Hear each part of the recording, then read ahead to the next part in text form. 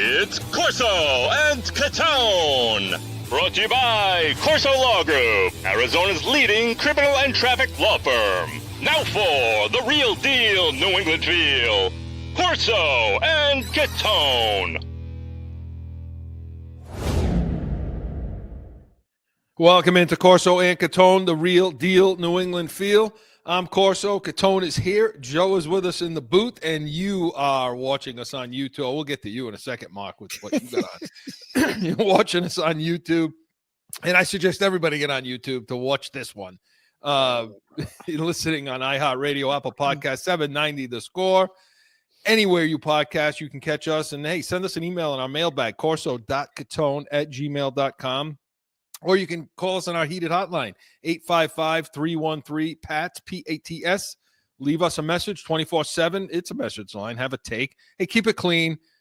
Joe's trying to pick some of these. Joe's trying to keep it clean. But, you know, some of them you can't. Swearing, but, every now and again. What are you going to do? Only so many things we can put on the air. So let's keep it clean. Got a good one. What the hell are we here? I'm confused, but we have a good one. We have a good one. We're Corso with Catone today. No Patriots game last week, but in Weekly Rewind, we're going to talk. We're going to talk a few different things, including Mr. Bill. And I don't want to talk to you about Mr. Bill. There's a title of the show, Belichick in College, with the question mark. We'll see about that. And we're going to hear from one of you in Heated Hotline, of course, and Catone's comments. Stick around. Like he says, it's the silly season, so who the hell knows what he's coming out with today. And we're going to go Yankees versus Red Sox, talk a little Soto and some other hot stove topics. And we'll talk B's and C's. That may be abbreviated, but we'll get to it, hopefully. Gentlemen. Yeah. Okay, first of all, what the hell? Well, I'll let Joe get in his that's his signature. Hey. What the hell are you? What are you wearing? What the hell do you have? Aren't you a PC Friar alumnus? You're wearing a URI sweatshirt. PC alumnus fan. Okay, listen. For those of you who are listening on the radio, you got to get on 790. You have to get on YouTube and see this sweatshirt I'm wearing because my daughter goes to URI, broke my heart. She wanted to go to URI. Okay, no big deal. However, she told me, Dad, if we beat you, you're wearing the sweatshirt on the show. And I said, you're not going to beat us. This was Saturday. Of course, they played this past Saturday. And lo and behold, URI beat us. So here I am. I got the sweatshirt on. I promised I'd wear it on the show if they beat us. Looks good on you. They beat us. Oh, please. No, listen, I had to buy it for my daughter anyways. However, I lost. So she said, you're going to wear it on the show, Dad. I said, okay. Should be ashamed of yourself. Imagine. Yep, me. Wait, is that your daughter's sweatshirt or? No, it's mine. It's mine. I had to buy a URI sweatshirt when she was admitted. His daughter's tiny. My daughter. Forget I can put two of her in this thing. Me. Anyway, well, Mark, I like that color on you. It looks good. So thanks. Wear that more often. URI blue, please. Well, speaking of URI blue, there's also a similar color to Tar Heel blue. And yes. We need to get into that, and we're going to do it in Weekly Rewind, and we're going to do it now.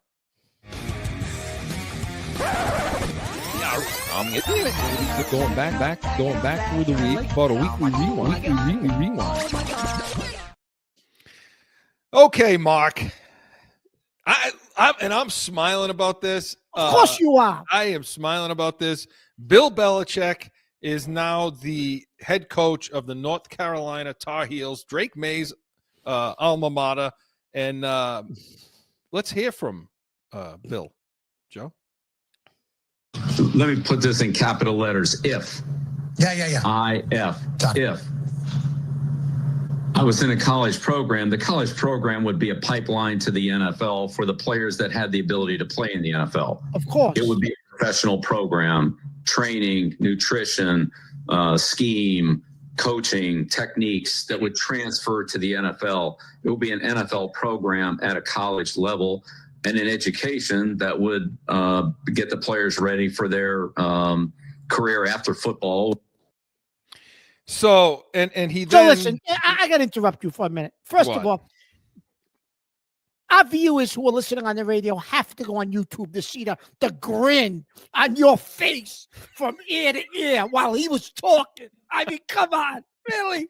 Listen, and then that was before he took the job. That was on Monday. Yeah, that was on the before Pat he took the McAfee job. show. Yep. Then he takes the job. He says, I'm excited for the opportunity at UNC Chapel Hill. Like there's another one, but Chapel Hill.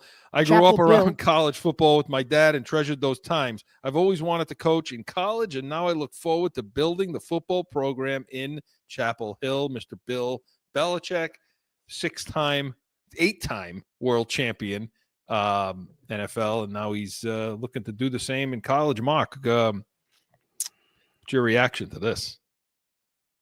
Well, listen. Is it, Christo, because I think his agent put feelers out there and he didn't think he was going to get a pro job again this year? Here we go. What? I'm just being honest. Is it because he didn't think he was going to be the number one candidate for some of these pro jobs? Listen, I know he wanted to go coach the Chicago Bears, and supposedly they weren't interested in him. So I don't know. Is that why he's going to college? And you know what? Because he wants to coach, Chris. Obviously, I don't think he wants. You don't want to do the Manning cast and all that for another year. So he's back into coaching.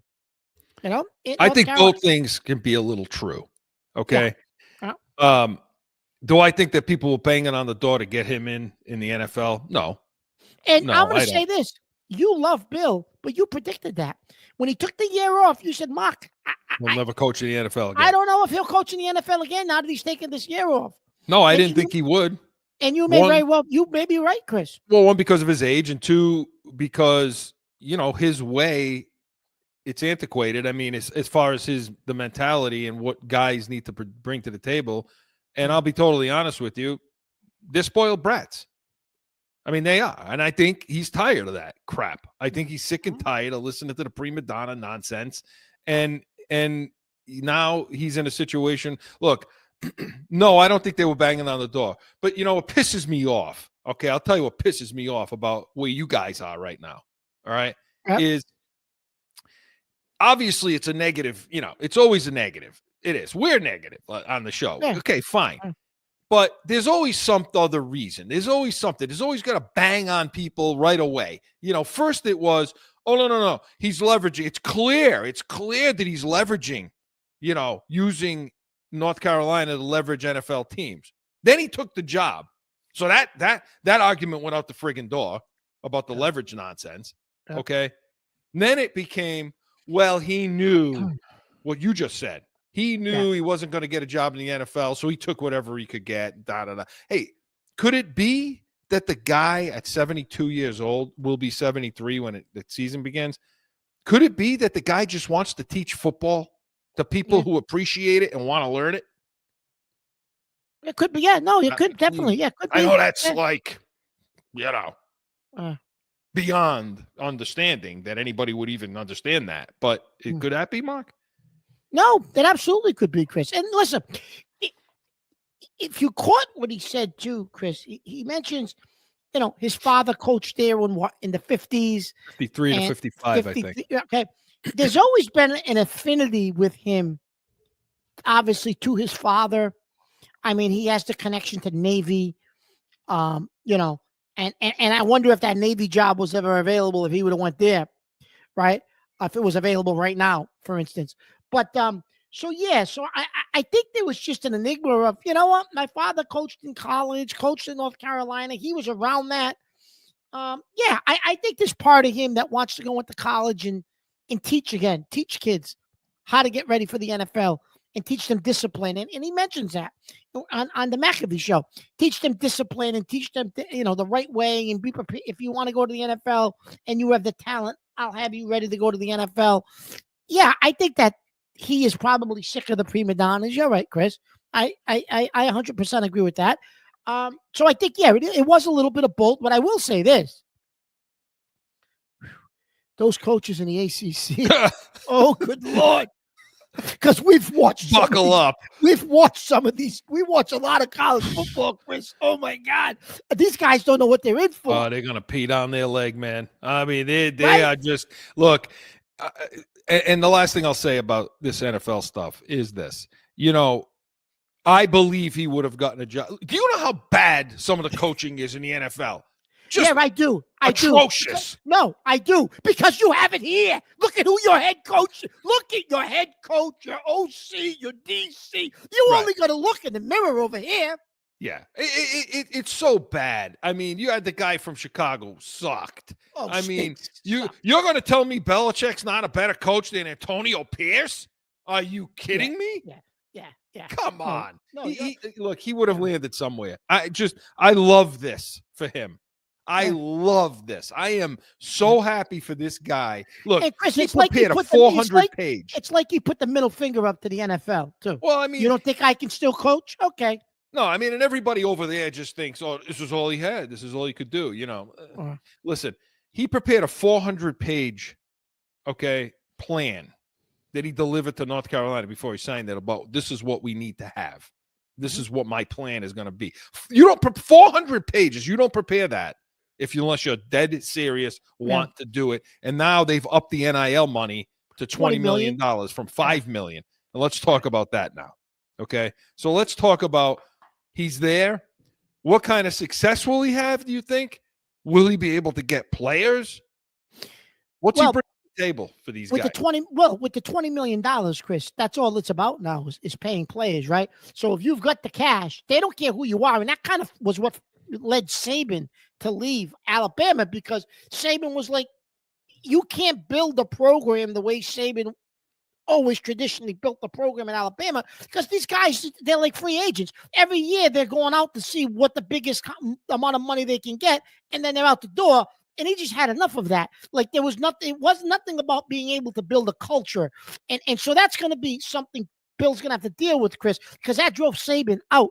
The fact that you couldn't build a culture, because guys kept leaving every year in and out. I think there's like a 2-year window where people are going to all want to go play for him with the NIL money. And then after that, even though it's Belichick, these college kids will go back to, okay, who's the highest bidder, right? But I think he'll have a 2-year window, Chris, where he'll be able to put a team together with his coaching that will probably compete for a national championship. They should win the ACC, and then you get into the college playoff, and then anything can happen. Why? Who's going to prepare in a one-game scenario? Who's preparing a defense to shut a team down better than him? I mean, SMU's in there. Did you watch them the other night against Clemson? That's an ACC school, right? How they're in. Imagine. Oh, they're in. You know, listen, they had a great year, so why not UNC? Yeah, can you imagine, Chris, what he's going to do to these college quarterbacks? Listen, from an X's and O's standpoint, just from that part of it, I'll get to the play. Can he recruit in a second? Because I heard some stuff today that went. I'm like, these guys just. So from an X's and O's standpoint, everybody keeps saying, well, he's going to have to adapt to the college game. How's he going to adapt to the college game? No.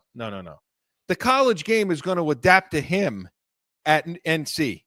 That's what's going to happen. He's going to bring scheme into college football, like you mentioned last night with Harbaugh. Yeah, right? That's Michigan. He ran a pro-style defense and an offense that ran the ball, make smart decisions, don't do anything, don't turn the ball over. Very similar to, it was Bill. It's what Bill does. He's going to bring that to North Carolina. And as long as he's got the plays to run it, Michigan won a national championship last year. Right. And that's what I'm saying. And different. Notre Dame's kind of following that model a little bit this year. Yeah, a little bit. Yeah. A little bit. Usually college football is you got better athletes than we have. Yeah. Therefore, you're going to win. Throw the ball short. Let the athletes do the job. Yeah, they spread the ball out. They let the athletes, do what they do.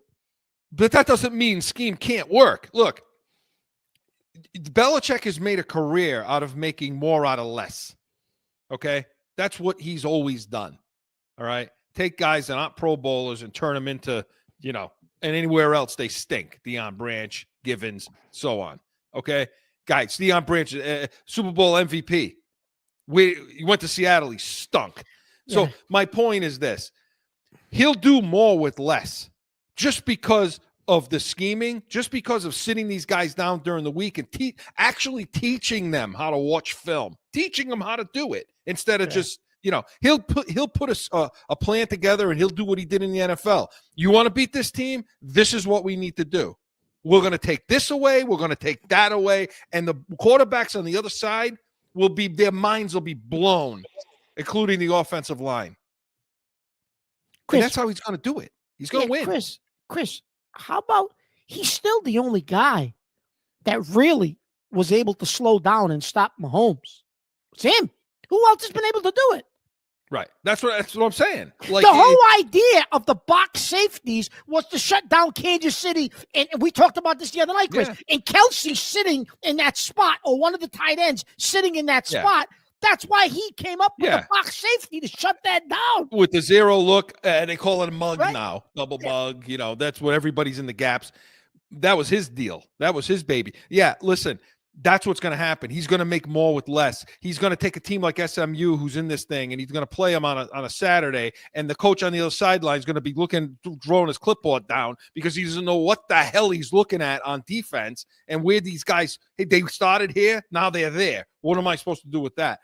That's why. And as far as recruiting, Joe, we're over, but can we take some time out of heated hotline? What do you say for this? Hey, why not? This is big news. Big news. So, I mean, go ahead. Listen, the show's called Corso and Catone. You can do whatever you want. Yeah, but he's really the boss. I know he's the boss. They don't understand the people he yells at us after the show's over. All the time. Yelled at. Yeah. So, rightfully so at times. Anyway, so as far as getting the players, okay, the recruiting stuff. I heard today, this is what I'm hearing now. Okay, I'm hearing guys say, Bill Belichick can't recruit. He's not going to sit in somebody's living room and just say, hey, you want to come for me? And nobody really is going to buy his sale of, I'll get you ready to play in the NFL. I agree with you with the money. The NIL is going to matter. It makes a difference. It's always going to make a difference no matter where you are. But they have the NIL money. So if he's walking into a top recruit saying, here's money, but I'm also going to teach you how to be an NFL player. Okay? These guys are basically saying, I don't think that's enough. And the guys that are saying that, the people that are saying that, Mark, have never coached anything in their life. They've never probably been in a locker room, and they got no clue what these kids are about. I coach 14 through 18. Okay, he's going to be taking it from there. Now, I'm not saying I know what the hell I'm talking about, but I know what these kids are looking for. And my school has got one of the most D1 athletes in the state of Arizona. So I know what these kids are looking at, and what they're thinking about. Imagine if he comes out there on a recruiting trip, you might get to meet him. Yeah, well, he's going to send his people. He'll send Lombardi and all that. Yeah, and imagine if he showed up, you'll fall on the ground and pass out. Right. So the point I'm making is, no, what they need to understand is, that matters to these kids, because I guarantee you the respect he has in the NFL, every single GM in the next draft, okay, the next when he, the draft following his first season is going to have their eye on North Carolina players. Period. Yeah. You disagree with that? No, I don't disagree with that. No. Nope. So I don't. Listen.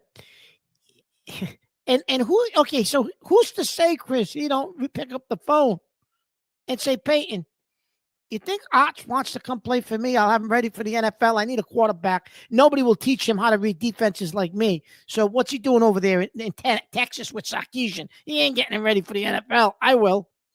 Yeah, because Manning, Manning knows that this kid's going to go number one anyway, just because it's his name. Yeah, because it's his nephew. Of course he is. But wouldn't you like the kid to go in the NFL ready?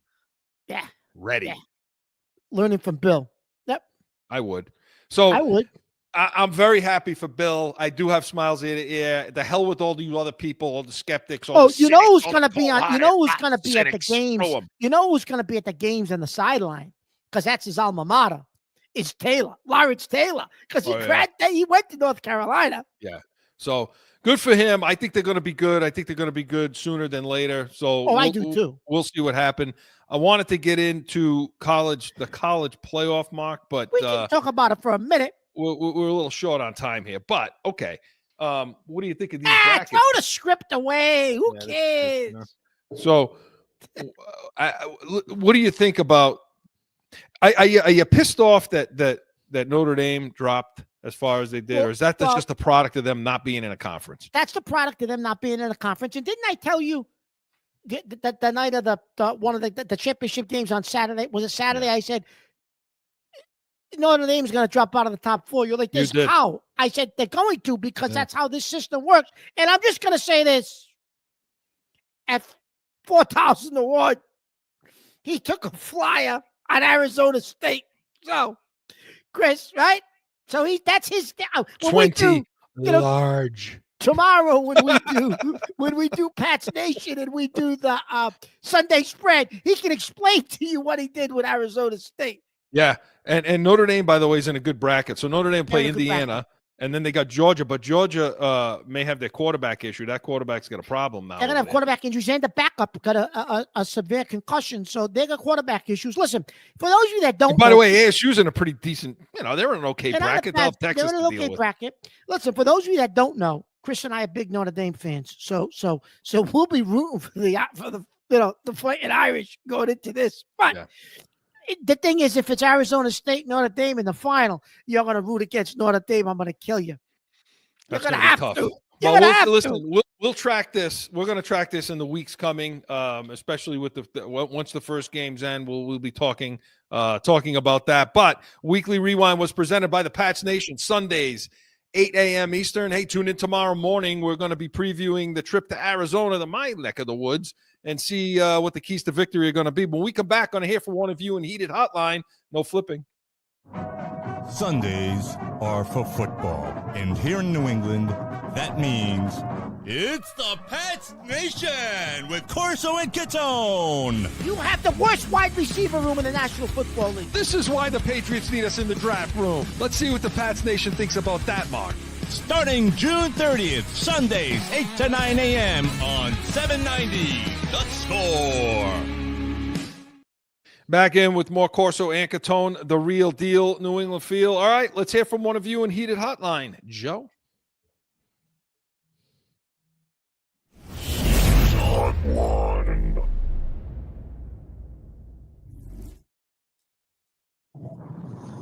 This is Shao from East Providence.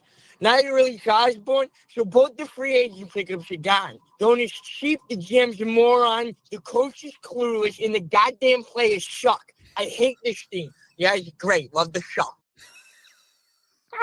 Sal from East Providence. Like he just had a root canal. Hey, Sal. Yeah, seriously. Sal, did you have too much Novocaine, brother? I mean, I love it that the fans are up and down, and these are the types of calls that I get. And here it is. It's just he hates the team now. Now he hates the team. Everybody hates the team. Well, I think I heard him slip in there something about KJ Osborne, Chris. Yeah, so they released KJ Osborne this week, and now that means they're two of their top free agent, Osborne and what's his Okafor, who quit, and now you got this guy who's waived. They waived him. What do you think of what Sal is saying? So let's talk. I mean, let's Sal, we appreciate the call. I don't know what's the matter with you, but hopefully you get your tea, whatever you got going on there, fixed so you sound better next time you call. We love Sal. Okay. Yeah, he hates the team. Now Osborne's gone. He doesn't like the GM, doesn't like the owner, doesn't like anybody. Who's the most responsible here, Mark? I guess we should just ask it that way. Well, I have to say, Chris, it's got to be ownership because they put this island of misfit toys together. They hired Wolf. They kept Groh. They hired Mayo. They let Mayo hire those the misfit coaches he's got. Wolf was the one who signed Van Pelt because Mayo, to your point, early in the summer, Chris said, Mayo's got no connections. Who the heck is he going to get to run things here? So he couldn't get an OC. So Wolf got the OC. So this disastrous team, I think you're going to start with ownership, Chris, because they put the ball in motion to have these guys in place. Is this? Yeah. Listen, you know how I feel. Cheap. That's it. I mean, that sums it up. Okay. You did you mask. What pisses me off about the owners is you mask it all by the feel good stuff. Yeah. And that's insulting to me. Mhm. Okay, that's insulting to me. When I hear them get up and say, and listen, I think Bob Kraft is a wonderful, he's a great human being. Oh, he's a great human He's being. a great Yeah. human being. Okay. But when you get up and you say to me, we're about loyalty, we promote from within. This is how we like to do, dot. No. I did you buy that? I don't buy that. What I buy is that I'm paying for a bunch of coaches that are still being paid for somebody else, from someone else. And by the way, I gotta pay. He had to pay out Bill this year. So don't forget about Bill's $25 million he paid out. Now I will say that he had to pay Van Pelt real money only because he gave him the OC title. Fine. He did. But otherwise, no, you put misfits together, retreads. They didn't clean house. Mayo doesn't know what the hell he's doing. That was clear to begin with. Okay. The way you went about doing it with Belichick, behind the back stuff all season long, Mayo would show up to meetings late because he was meeting with the Crafts. Like this kind of stuff is, Mark, is this the worst? Is this now one of the worst or the worst run organizations in NFL right now? I'm going to say yes. In my opinion, Chris, they have a lack of talent. Okay. Their coaching staff is awful. Their front office is awful. Wolf and Grow and that whole crew, they're terrible. So yeah, they Chris, and if Mayo says one more time, well, we're going to be better next year. We're going to be better next year. It's this year, Gerard. It ain't next year. It's this year. What are you going to go out and get your face kicked in for the next 4 games too? Because I'm going to tell you something, Chris. If he gets his face kicked in for the next 4 games, there may not be a next year for him. He may force ownership to save their face. They may have to bite the bullet and say, we made a mistake. Hey, he sounds like a politician. He does. You're there now. You're there now. Do something about it now. Don't tell me what you're going to do on day one. But Chris, if he gets tell me. Chris, if he gets his face kicked in the next 4 games, do you think Kraft saves face and do they pull the trigger? Jonathan Kraft may push for it, but I don't think. No, he's here. He's back. Okay, the whole staff's going to be back. The whole staff is going to be back. Oh yeah, okay. They're going to be back, and we're going to be all pissed off, and they're going to piss away Drake May's 2 years. Because I told you last week, he's going to get fired. Mayo is going to get fired at some point. It's going to happen because he doesn't. He needs to go somewhere else. He needs to go and succeed somewhere else, to gain some knowledge somewhere else, to get connections other places, to get outside the Patriots' house. Yeah. And then you could become a head coach when you have that under your belt. That's not going to happen here, and it's not going to get better next year. He'll get a little better, but it's not going to be enough it's not going to be enough to take advantage of what Drake May brings to the table. Now, I heard Phil Perry with NBC Sports Boston this week, when asked this question, said, no, I don't think they are the worst franchise because when you build a team, you build it from, he likened it to a house and a foundation, and Drake May is your foundation. No, I get because that. you have Drake May. I get that. You're not the worst. There are other teams that are in worse shape than you, like Tennessee. Yeah. No, I get that. There's no quarterback. I get it. But no, I blame the owner and yeah, Elliot Wolf. I blame him too. Your response. Look, you can't. I said this before. These players stink. Okay, all right. I say stink. They're still NFL. I mean, they're still better than. They're still in the top 2% in the world, but they stink from the NFL standpoint because they're making mistakes because they're not good enough. They're making mistakes because they're not talented enough as the guys they're going up against. And so they got to cut corners. Okay. And the reason why that is because this damn GM put this collection of stiffs together, like you said. And Chris, remember in the summer when he said, "Oh no, our offensive line, they're good. I'm glad, they're okay. They're going to be okay." Greg Bedard was going to fall off his chair. Remember when he said that? Yeah, I think he goes. You think you have the talent in the room now to be successful? Oh yeah, I do. Yeah, okay. No, he's a buffoon, and so isn't Grow. They need to go. I mean, they need to go. You're not going to get better. I mean, you're going to be picking the top 3. You need Travis Hunter. They're not going to do it. They're not going to do it. So there's the GM. Yes, that's an issue too. Well, yeah, I'm going to tell you why they're not going to do it. Supposedly, Chris, they're going to go out and pay all they got to do to bring in T. Higgins. Okay, but T. Higgins isn't a number 1. He's a number 2. He's not a 1. You need to bring in Travis Hunter, and then if you want to sign Higgins, great, sign Higgins. So now you got 2 of them. So now you can start to dismantle that wide receiver room. Yeah. And then, I mean, right now they're picking 3rd on this list over here. And by the way, the first 2 picks, Chris, will probably be quarterbacks. Well, if it goes Raiders, Giants like it is now, they're quarterbacks. They need quarterbacks.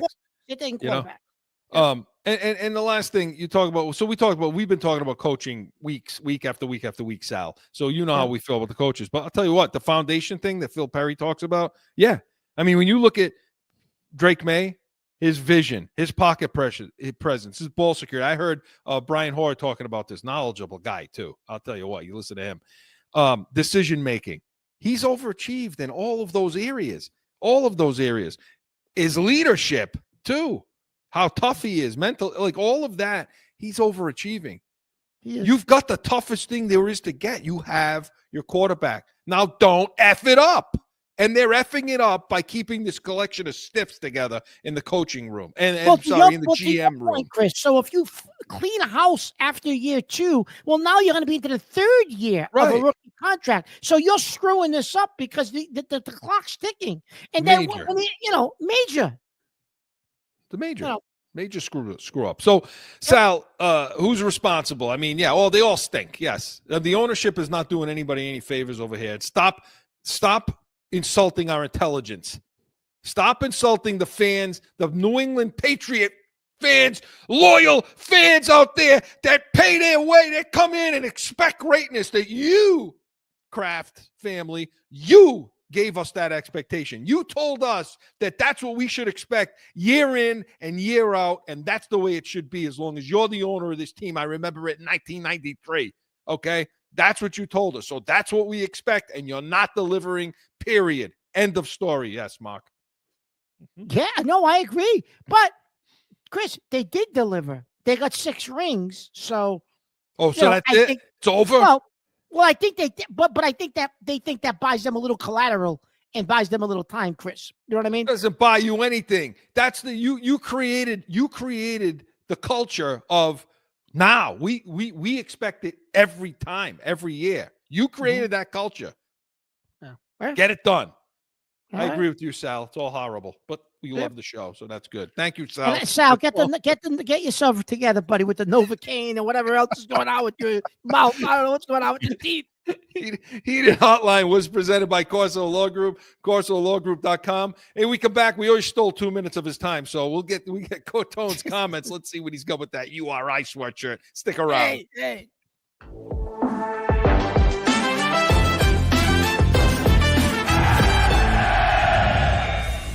No one ever thinks they will be in need of a criminal or traffic lawyer, but things happen.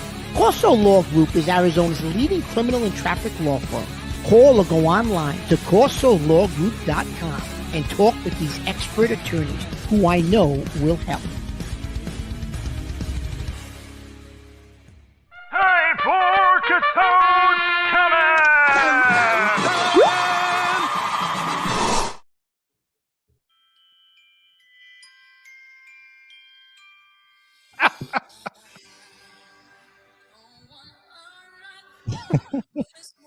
We're getting sued.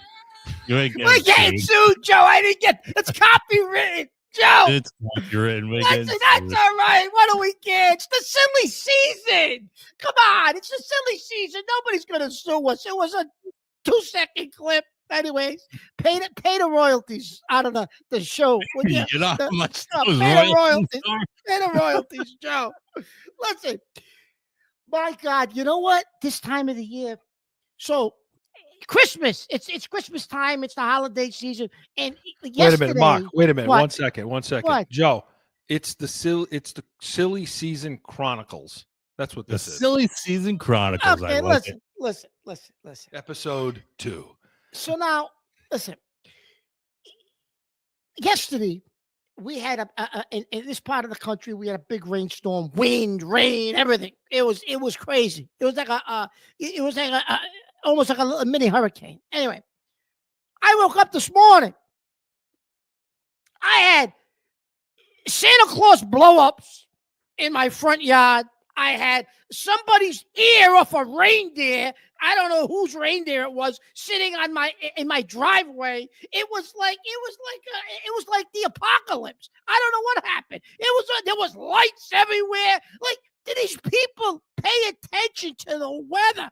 I took my reindeer in. I put it in the garage. I got a sleigh. I took the sleigh. I put it in the garage. I put it nice. I took the stakes out of the ground. I tied up my lights to the bushes. I put some ties on them. I made sure everything was good, so nothing blew. I was courteous to my neighbors. I didn't want reindeers and ears and all kind of stuff on their driveways. But no, not my neighbors.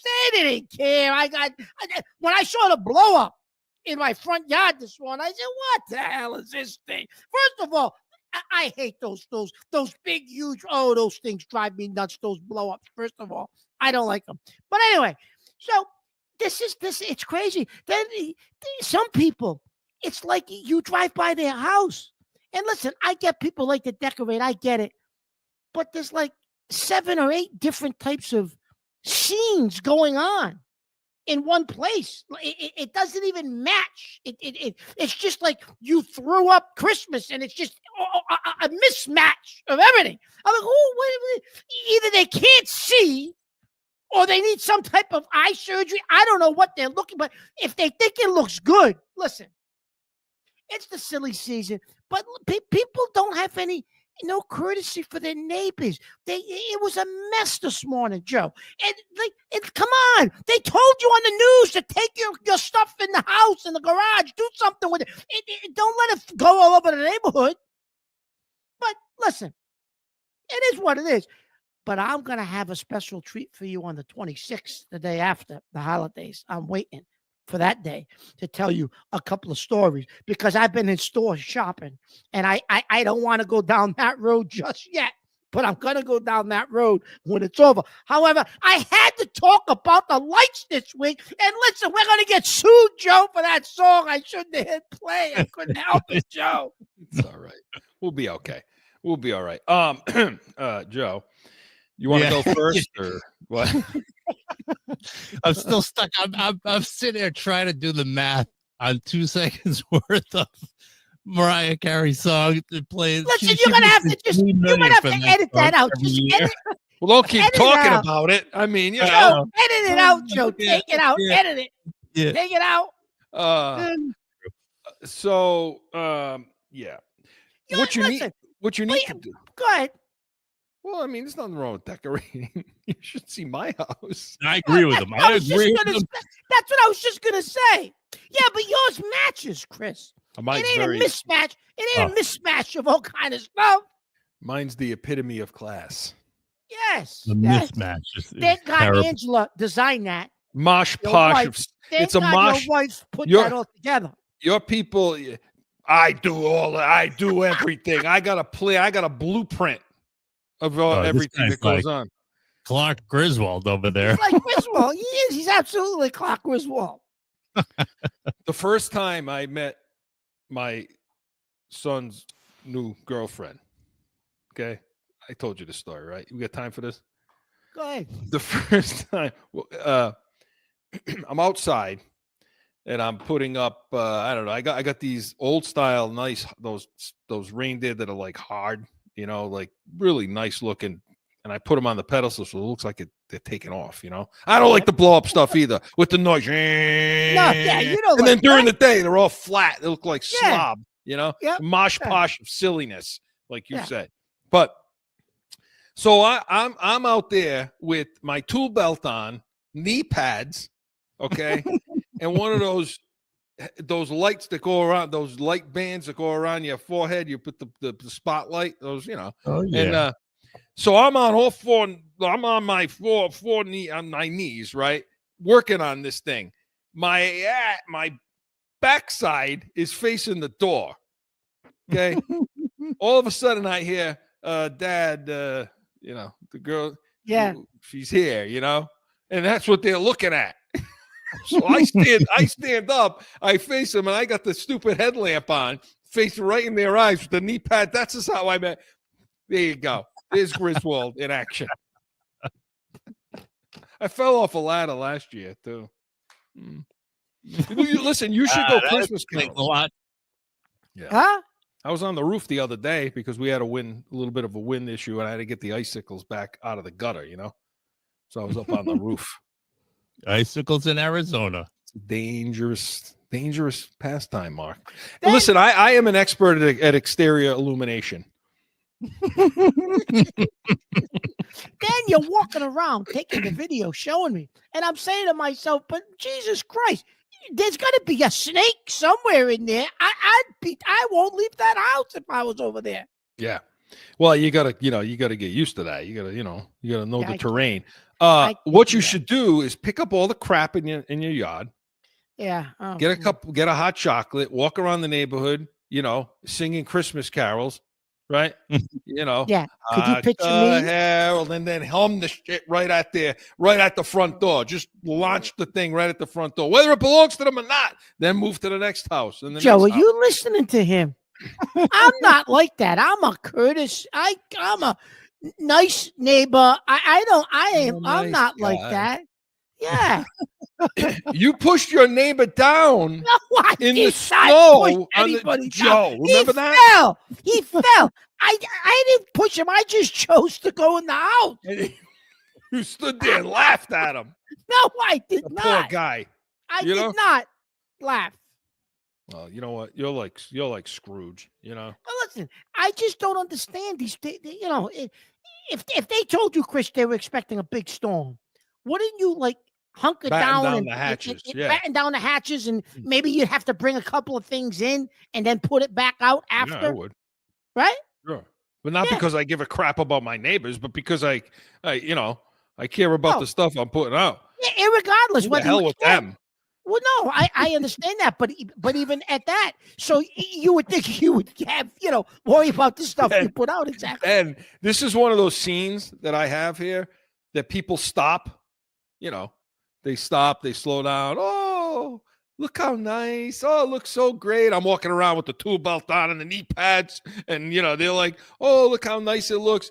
And here I am. I finish it. Now I'm in my garage, and I'm like, who the hell is this slowing down in front of my yard? What do they want? Get out of here. First I make the eyesore, then I yell at people for looking at it, Mark. You have a lot of problems. Very complicated human being. Listen, on the 26th, the day or whatever day after Christmas, when I do my Catone's comments, I want to bring up too. I want to talk to the people about, what types of presents you get your wives. Okay, we're gonna have that discussion because I just gotta tell the viewers what Christopher wanted to buy his wife, and she was a little upset with that. But we're not gonna bring it up today, so don't bring it up because I'm gonna bring it up when I do my full silly season comments. It is a mosh posh of silliness, gentlemen. Yes. So good stuff, Mark. Catone's comments was presented by the Pats Nation Sundays, 8 a.m. Eastern. We are the first pregame show for the Patriots game that will air on 790. So you can, you don't even have to change the dial. You can have your hot toddies and whatever other crap you drink in the morning and tune right in to the Pats Nation. But when we come back, we're going to talk Soto. We're going to talk some Yankees versus Red Sox. Stick around. Sundays are for football. And here in New England, that means it's the Pats Nation with Corso and Catone. You have the worst wide receiver room in the National Football League. This is why the Patriots need us in the draft room. Let's see what the Pats Nation thinks about that, Mark. Starting June 30th, Sundays, 8 to 9 a.m. on 790. The Score. Back in with more Corso and Catone, the real deal, New England feel. This may be the latest in the year, that we've talked baseball like this time of year. Yeah. Would you say? Yeah. Well, yeah, probably. Well, I think we talked about baseball about this time last year because I think Soto was actually traded during the winter meetings, or maybe it was just before the winter meetings, to the Yankees. But yeah, it is late this year. It's late. Well, let's talk about it. Yankees versus Red Sox.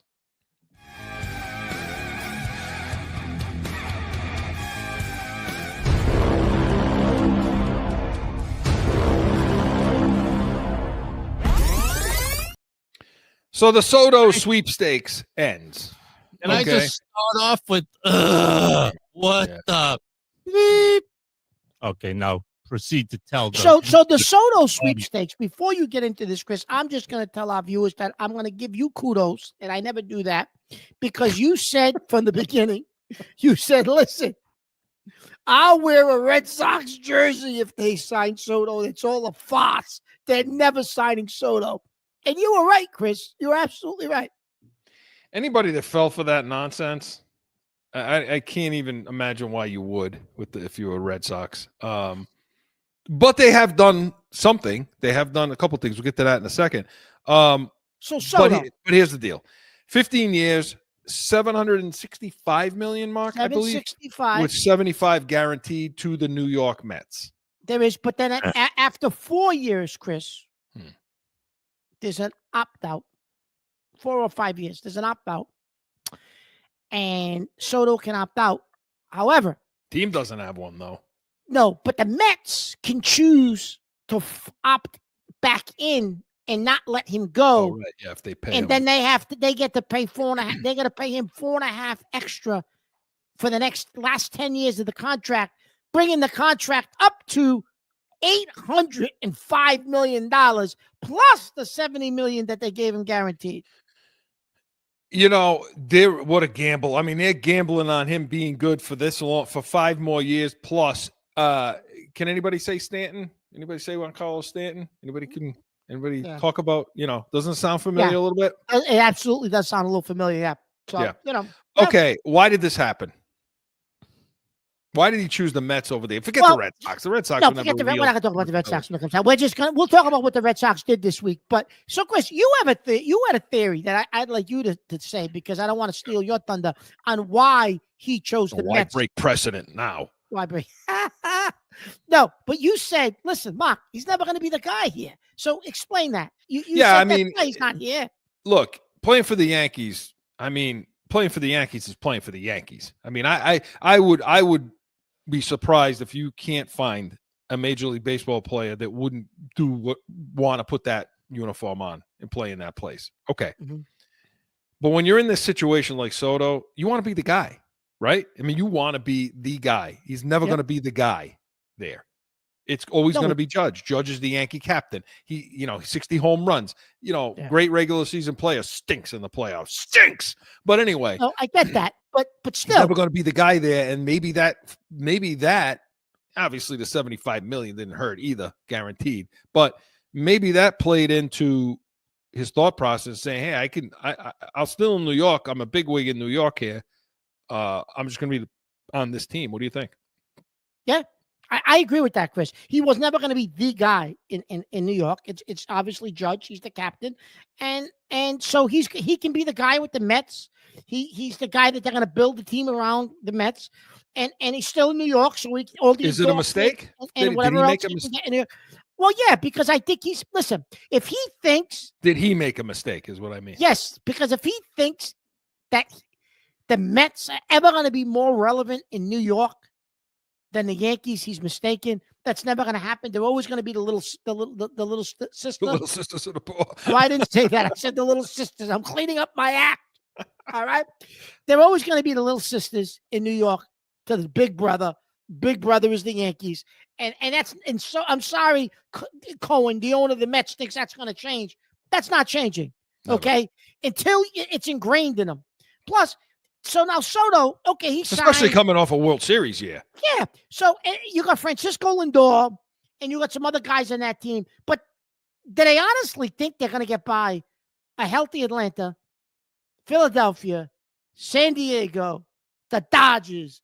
Like they're loaded in the National League. They got no pitching. The Mets have no pitching, so they better start signing pitching because they got no pitching. Well, so they lost a couple this week. They lost out on a couple this week. So I don't know how they think they're going to win with no pitching because they have no starting pitching. So that's a major problem. They're never Chris, going to beat the so- Dodgers. They're not going to beat the Dodgers. No. Would you? Well, would Soto on the Yankees couldn't beat the Dodgers. No. So let me say this: we had Soto, we couldn't win it.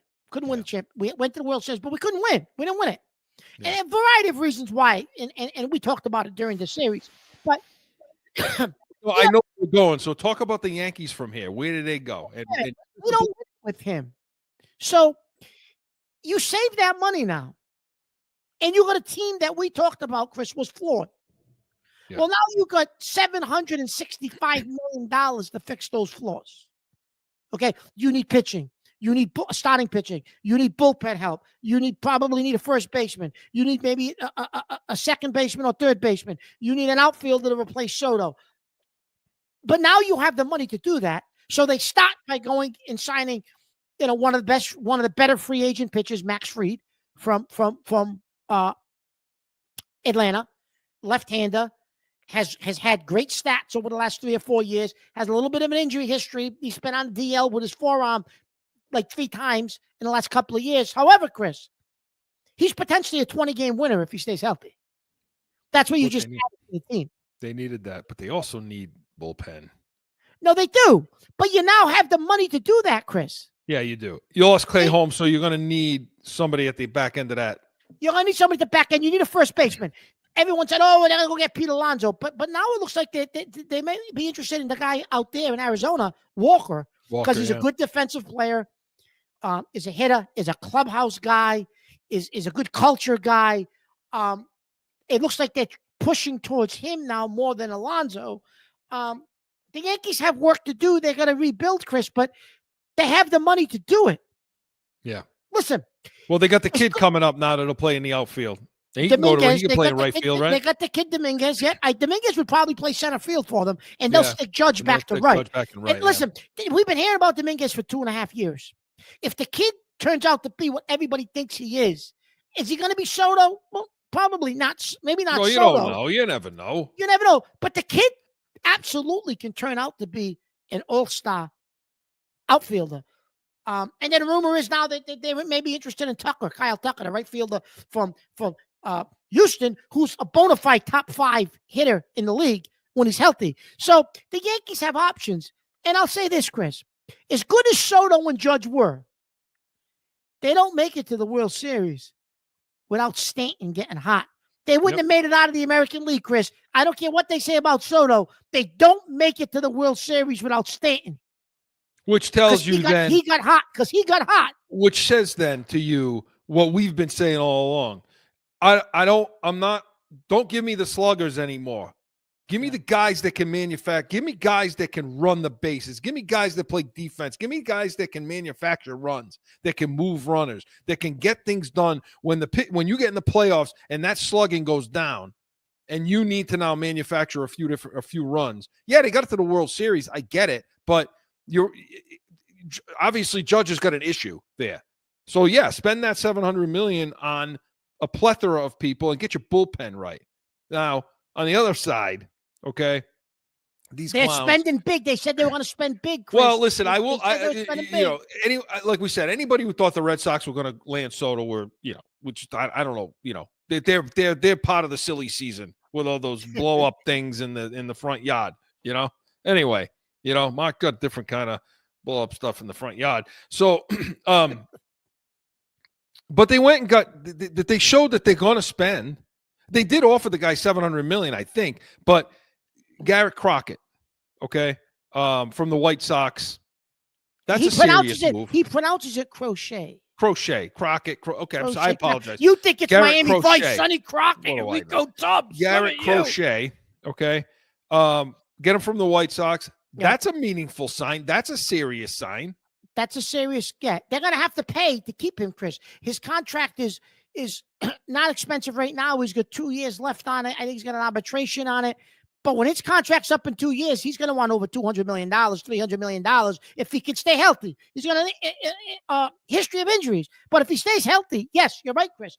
That's a guy they're going to have to pay to keep, or you're going to lose him. They're going to have to pay $250, $300 probably to keep him. They gave up 4 prospects to get him. But the key is they didn't spend money yet this year. They didn't spend. He's not costing him anything yet. But they gave up. They gave up prospects, but they still haven't spent money. It's refreshing, though. It's refreshing to see this team let go of some of these prospects. Because all you kept hearing, and all you kept hearing for all the time was, well, we got the next 5 years, and we got guys coming up the pipe. We got guys. Well, I think they gave away 4 of them. Yeah, they did for this, but you can still supposedly, Chris, they're in on a couple other guys they could trade for. They're gonna give them more prospects. Well, I mean, do they need to trade though? See, this is what I don't understand. It's the free agent period. You were willing to spend money. Go spend money. Just sign these guys.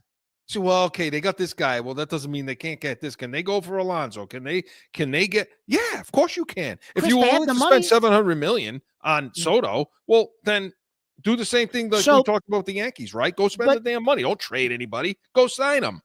But Chris, is this the old John Henry playing the Bob Kraft game? Oh, we were in on him. We gave him a great offer, and he just didn't want it. Is this the Bob Kraft game? Where, well, because you said they're not spending now. Yeah. Like when they got Crochet, they're not spending now. No, they're not. Haven't spent anything yet. So let's see. Because, I mean, and by the way, with this guy, all these pitchers all these damn pitchers are injury. This guy's got his injury history too. People are trying to liken him to Sale just because of his height. This guy's 6. He's more like Lester. He's more like a Lester size. He's thick, right? He's a little thicker, you know what I mean? right? Yeah, but he's got injury problems too. But the difference between he and Sale is, the risk you took on Sale, he had the pedigree. He had the resume coming in to Boston. Yeah. And it took him leaving to go win the – would he win a Cy Young down there? Anyway. He won a Cy Young. But listen, this kid has potential, Chris. He has a high ceiling if he reaches his potential, and that's what they're doesn't throw from out front. It's a different. No, it's different. And he's only 25 or 26 years old, Chris. So he's young. Yeah. So he's going to be heading into the prime of his career. So they got somebody conceivably, Chris. If you want to pay him, he could be here 7-8 years for you as a staple at the top of your rotation. And I think that's what they're hoping they got. We'll see, right? We'll see. But they got a lot of holes just like the Yankees. Oh, Chris. yeah. So if they're not going to spend money, okay, you made a deal. You gave up prospects for this guy, but this guy's not going to make you. This one pitcher's not making you a playoff team. Well, that's too. If they don't do anything else, this move was to appease and say, well, see, we were serious about Soto. See, look, we went and traded for this. We're not worried about the prospects anymore. We're willing to get rid of them to go get top end guys. But there's still a lot, like you say, there's still a lot of work to do. There's a lot of work to do it, for both of these teams. Because, again, and get back to the Yankees. I mean, to me, they have managerial issues, we think. Well, yeah, but you know what I heard this week, Chris, numerous times on the MLB Network. The Yankees got, they got one of the best managers in baseball. Are you kidding me? I heard that. Listen, a couple of guys I heard, and I'm saying to myself, what are you watching? What are you actually? Listen, Boone's a nice guy. Don't get me wrong. Oh, he won a World Series with us. But the players like him. He's a player's coach. They like him. He'll always be in the lore because he hit that home run. Yeah, but Chris, he's one of the best managers in baseball. When I heard that, I was like, what are they watching? He totally mismanaged that the Cleveland. He's lucky that he got bailed out by Stanton and Soto. And then he totally mismanaged that Dodgers game 1. They should have won game 1. He mismanages that. Well, if he's one of the best managers in baseball, then managers coaching in baseball is going into the toilet. Okay. Yeah. Period. Because he's not one of the best managers. Hey, Chris, so let me ask you a question. I know we're up against the clock. So if you're the Yankees, do you spend money like a drunken sailor, or are you still trying to, the right way? The right way. I don't know. The right way. Guys, like I said, that I mentioned, that can move runners, that can manufacture things, that can run the bases. Yeah, that's how you go spend money. Not just sluggers. We didn't get the Bruins Celtics today, but we're going to get to it next week. We promise you, because Sacco's doing pretty well. They're 7-3-0 with him. But Corso and Catone was presented by the Pats Nation. Sundays, 8 a.m. Eastern. Hey, we're going to preview that Pats Cards game tomorrow morning, so make sure you tune in to the first pregame show and come back to this show next week, noon Eastern on Saturdays. We're going to talk a breakdown of that Cardinals game, Catone's comment, so much more. The silly season. We are Corso and Catone, the real deal, New England feel. See you next Saturday.